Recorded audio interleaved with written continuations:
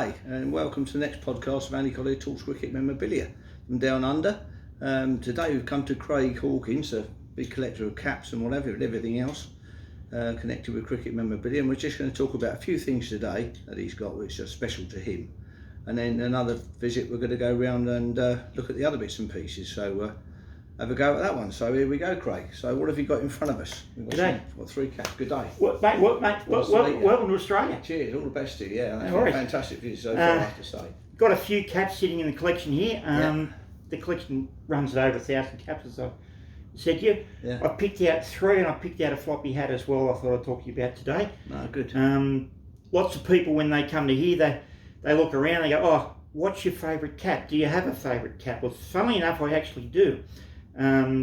It's got an awesome story, and it's very obscure, but I love it for the reasons that I'm about to tell you. Yeah. A 1914 cap from Northants in England. It's a county cap awarded to a fellow called Charles Sidney Askham. Now, Charles was apparently a bit of a schoolboy prodigy. He was written up in wisdom as a good future cricketer, and at the end of the 1914 season was capped for Northants and played 4 matches. Lovely. Now, he didn't do great, but he got some runs, he got a few wickets, and the season ended, and as happens, they go off to their normal life. He got a scholarship to Cambridge the following year. He also joined the British Army, as was the one of most young fellows at that point. He went off to the battles in Europe, and he fought at the Battle of the Somme, and unfortunately he was then killed at the Battle of the Bruges a few weeks later. He was and remains the youngest first-class cricketer to die in war. I have his only cap. It was sourced to me from a good friend of mine in the UK who rang me up and said, "I've found this at a car boot sale. I'm Really? sending it across to you." Really? Now, that in its own is special to think that a player of first-class standing, because the circumstances, gets one cap, and I have it. But what really blew me away was the story. It was a little tiny note that was inside the cap, written clearly by one of his family. Yeah. Little tiny note. "Thank you so much for giving me a home. I am old and tired, but I am so very special." Lovely. To think that, as so many of that generation did and lost their lives in war, to think that I've got a cap from someone that did the ultimate sacrifice and played the game of cricket, without question, my favourite cap. Excellent. That's a great story. Isn't it? Now, That's the sort of thing we love. you add that one to the next one that I've got, which I've got out, a Scottish over 40s cap. Gentleman that I actually played against when I was in the UK in the early 80s. I was back over there a couple of years ago and caught up with a mate of mine, and we started talking about all the people we played with and against. And he made mention of a gentleman called Alex Steele, who was a contemporary of Kevin's and still playing Scottish 40s cricket with him. And he made mention that Alex had had a few health issues, and wasn't in the best of health, but decided to have one more season. So he had a season in 2023. He played pretty much the 40s club season as a wicketkeeper, as he was, with an oxygen tank strapped to his back. Amazing. That's commitment for you. Now, Love of the game. you talk about Sidney Charles Askham and his love for the game as a teenager. You talk about the love of the game for a gentleman who loves it so much that in his 80s he's still playing the game with an oxygen tank with some significant health issues. I said at the time to Kevin that, geez, I'd love one of his caps in my collection. And in typical Scottish fashion, he said, "Oh, you're not going to get one of his caps." And conversation went into other areas, and I left for Scotland, back down to London to play a few games. And I got a message from Kevin saying, "Would you send me that photograph of you and Steve Waugh?" Because I'd done an exhibition with Steve at the Sydney Cricket Ground a few years ago. So I sent the photograph up, not thinking any more about it. Got to Nottingham about 10 days later, and waiting for me in the hotel was a small box with a lovely handwritten note and Alex's 40 club cap. So at one end of the scale, as I said, you've got the young fella at 19 who lost his life. The other end of the scale, you've got the 80-something who's still playing despite health issues. Yeah, lovely connection. I've got Alex on my Facebook page now, and I was delighted to see that he was knighted by King Charles, I believe, earlier this year. So another one of my very favourites. Excellent. Now, when people come to visit me, as clients often do, one of the questions I ask is, who was your favourite player?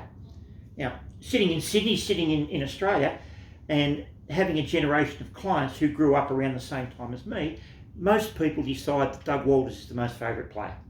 So, very popular. Hang on for a moment. So I go to the cupboard and I rescue out of the cupboard Doug Walters test cap, complete with signature on the inside.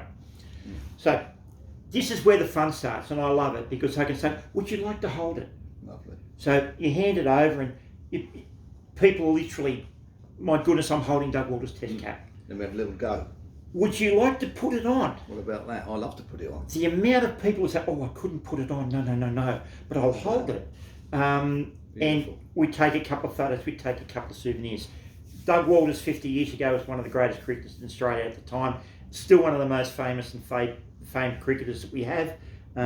Genuine lovely bloke, and the fact that I've been able not only to have his test cap, but his 1972 blazer in my collection, and I can take them out and hand them to people. That is absolutely magnificent. Yeah. Love that. Hairs on the back of your neck standing up. And lovely. One final one before I go. The West Indian side of the 80s and 90s, best cricket team in the world at the time. And you may remember that Richie Richardson used to bat in a maroon floppy hat. Well, that's Richie Richardson's maroon floppy hat. It's so faded. It's faded. It's nice doing a lot of work, got a lot of sweat stains in it, signed by Richie to the gentleman who gave it to me. And it's another one of those when you bring it out of the cupboard and you say, this is Richie Richardson's hat. People, the reactions are sensational. I love it. I love the fact that it's got history. I love the fact that people can get so emotional. And if I can digress on a second one, I talked about the exhibition I did with Steve Waugh a few years ago. My job really was just to babysit some caps and make sure no one stole them. And me being me, I started to talk to people and have a conversation. And in the exhibition, Steve had called all his different friends and contacts. There were 32 baggy greens in the collection on display. I'd offered about 15, 16 of my England caps as a compliment because it was an Ashes series, and we sat there looking at the caps. And people would come up, they'd look at it, they'd walk away again. So I started talking to them about what the caps meant, what the significance was.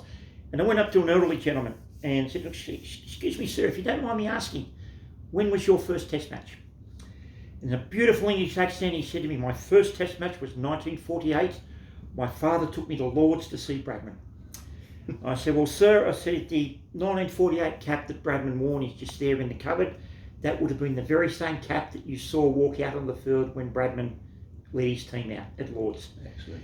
You could see the emotion in his face. You could see the excitement. Suddenly this gentleman was back to a 7-year-old at Lord's.